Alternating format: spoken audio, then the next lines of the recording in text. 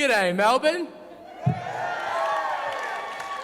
I'm Angus from Catherine High, which is a bit of a dumpster fire. I really want to make it better, so I wrote a letter to Mr. ScoMo. Do you want to hear how it went? Yeah! Awesome. Okay. Dear Mr. ScoMo, I'm Angus from Catherine. You might not know where that is, being that you're from Sydney, so I'll tell you. It's a school in a small, hot place in the Northern Territory, which is a place of beauty, rich and rare. It's famous for the gorge, buffaloes, crocodiles, floods, and alcoholics. Anyway, I know you're busy, but I was hoping you could answer some questions for me. You see, I found out that loads of schools down south have stuff like space labs and swimming pools, but we don't.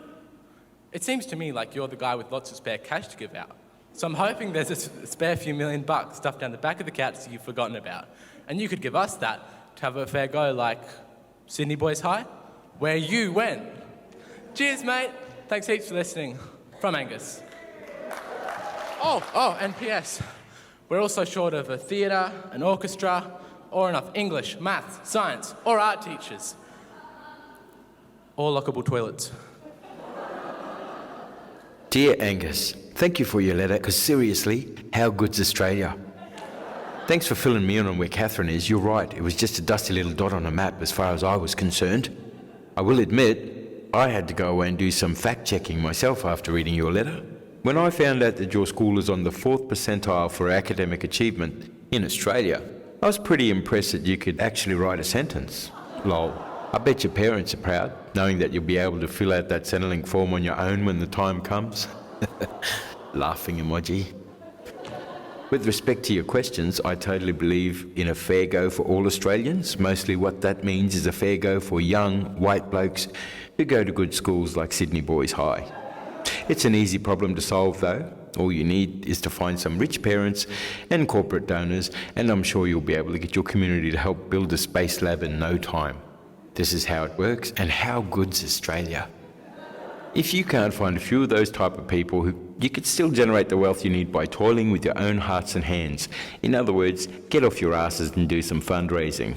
Hold a cake stall. It'll be time better spent on learning about the economy and less like some sort of school activism. After all, we at the Australian government believe in a fair go for all Australians, but we don't believe in our schools being turned into parliaments. We at the Australian government don't actually have any spare millions of dollars stuck down the couch, as you put it. Instead, we allocate funds according to a very fair grants program, so that the real future leaders who attend schools like Sydney Boys High are guaranteed to get fair access to a level playing field. In the meantime, get hustling, young man. Let me know how you get on. Yours very sincerely, Mr. ScoMo.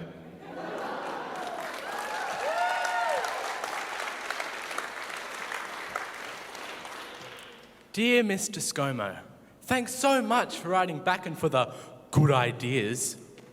Here's how we went. Well, Mr. ScoMo, we had a meeting to talk about a cake store to raise money. The girls were all for it, except that they wanted to end period poverty, not to build a space lab. It's all good though. I shouted them down because a space lab is more important. Isn't it? Any man can see that. And it's not like I held a gun to their head or anything. So, after we forced the girls to agree with us, we had a cake stall. But it didn't go so well. Most of the kids only had funds on their basics cards. You can't buy cakes with basics cards.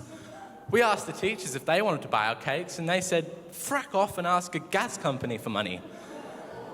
In the end, we gave away cakes to kids who didn't have any lunch that day. We made $12.50 for the space lab. So, do you have any more cracking ideas? Dear Angus, as the father of girls, I'm relieved to hear that you didn't let period poverty get in the way of raising money to support your dreams. After all, as I've said before, the rise of women should not come at the expense of men. Stick to your principles, young man, and avoid arguments, because the last thing you need is your school being turned into a parliament.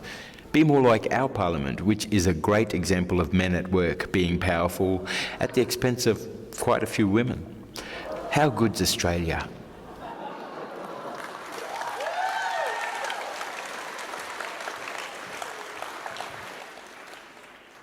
Dear Mr. ScoMo, thanks again for setting me straight.